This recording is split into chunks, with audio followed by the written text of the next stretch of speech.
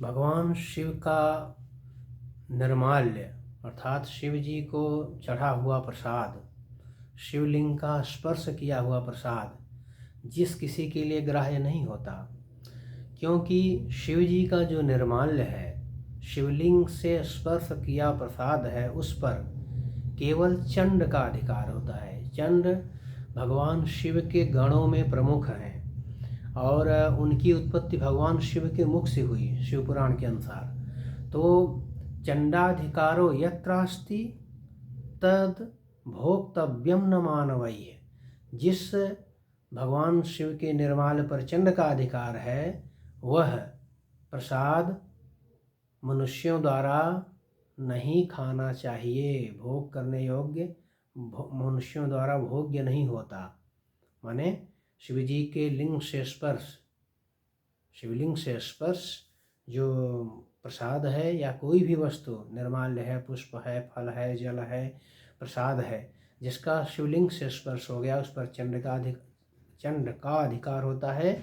और चंडाधिकारो यत्रास्ति तद भोक्तव्यम न मानवैः।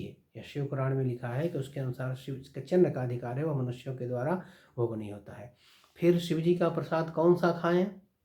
तो लिंगोपरि च यद्रव्यम तद अग्राह्य मुनीश्वरा।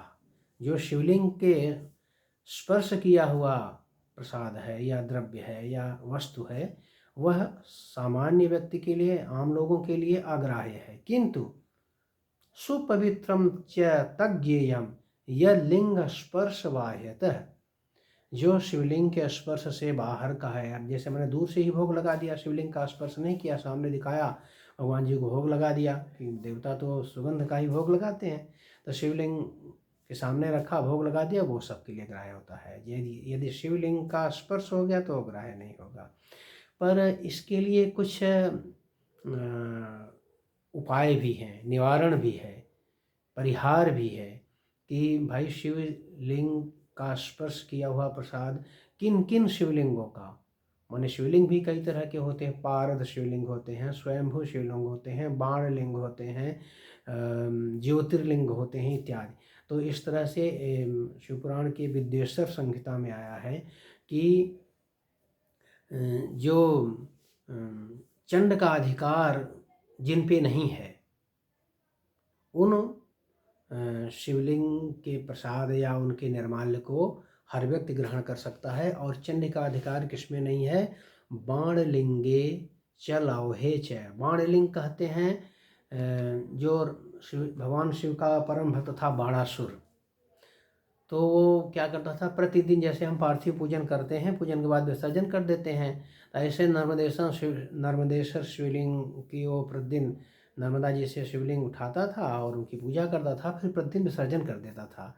तो वो शिवलिंग की कुछ विशिष्ट पहचान कोई कोई कहते हैं कि जो अर्ध पारदर्शी होते हैं, लेकिन आम रूप से बाणलिंग का अर्थ होता है नर्मदेश्वर शिवलिंग। तो नर्मदेश्वर शिवलिंग का स्पर्श किया हुआ प्रसाद कोई भी ग्रहण कर सकता है, क्योंकि वह चंड के अधिकार से बाहर होता है। तो इसलिए इन्हें कहा कि जो अधातुमय जो शिवलिंग है, जो सोना, चांदी, तांबा, लोहा इत्यादि से निर्मित जो शिवलिंग हैं, वो भी चंड के अधिकार से बाहर होते हैं। पारद शिवलिंग हैं, ज्योतिर्मय जो ज्योतिर्लिंग हैं, उनका प्रसाद कोई भी ग्रहण कर सकता है। तो बाणलिंगे च लौहे च सिद्धलिंगे स्वयंभू, जो स्वयंभू शिवलिंग है, ज्योतिर्लिंग प्राय स्वयंभू हैं, इसलिए उनका प्रसाद ग्राह्य होता है। और जो सिद्धलिंग हैं, जिनको किसी सिद्ध संत ने स्थापित किया है या जो किसी संत की सिद्धि के फलस्वरूप प्रकट हुए, तो सिद्धलिंग है, उनका प्रसाद ग्रहण कर सकते हैं। प्रतिमासु च सर्वासु, भगवान शिवलिंग का जो सकल स्वरूप है, शिवलिंग निष्कल स्वरूप है, और जो सकल स्वरूप माने उनका साकार जो विग्रह है, उनका प्रसाद कोई भी ग्रहण कर सकते हैं। प्रतिमाश्च सर्वासु न चंडोधिकृतो भवेत। बाणलिंगे च लौहलिंगे सिद्धलिंगे स्वयंभुवि प्रतिमासु च सर्वासु न चंडो अधिकृतो भवेत। तो माने इन सब लिंगों में चंड का अधिकार नहीं होता है, इसलिए चंड के अधिकार से रहित होने कारण को कोई भी ग्रहण कर सकता है। एक और विद्वेश्वर संहिता के ये सब प्रसंग जो है शिव पुराण की विद्वेश्वर संहिता के 22वें अध्याय में ये प्रसाद से संबंधित पूरा निराकरण है।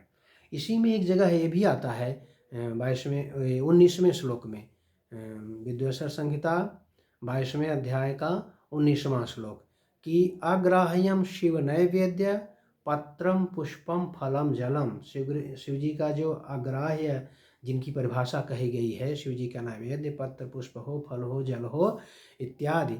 शालिग्राम शिला स्पर्शात, शालिग्राम भगवान की शिला का स्पर्श या संयोगात भी लिखा मिलता है, कहीं स्पर्शात भी लिखा मिलता है कि शालग्राम शिला स्पर्शात सर्वम याति पवित्रताम। ये सभी शालिग्राम शिला का जब स्पर्श होता है तो ये पवित्र हो जाते हैं। तो अगर शिवलिंग कोई दूसरा उपाय नहीं है, आपको बहुत शिव जी की भक्ति है, प्रसाद ग्रहण करना है, तो शालग्राम शिला का स्पर्श कर लीजिए और वह प्रसाद सबके लिए ग्राह्य हो जाएगा। इस तरह शिव जी का निर्माल ग्राह्य के उपाय शिव पुराण में ही विद्वेश्वर संहिता में बताए गए हैं। ओम नमः शिवाय।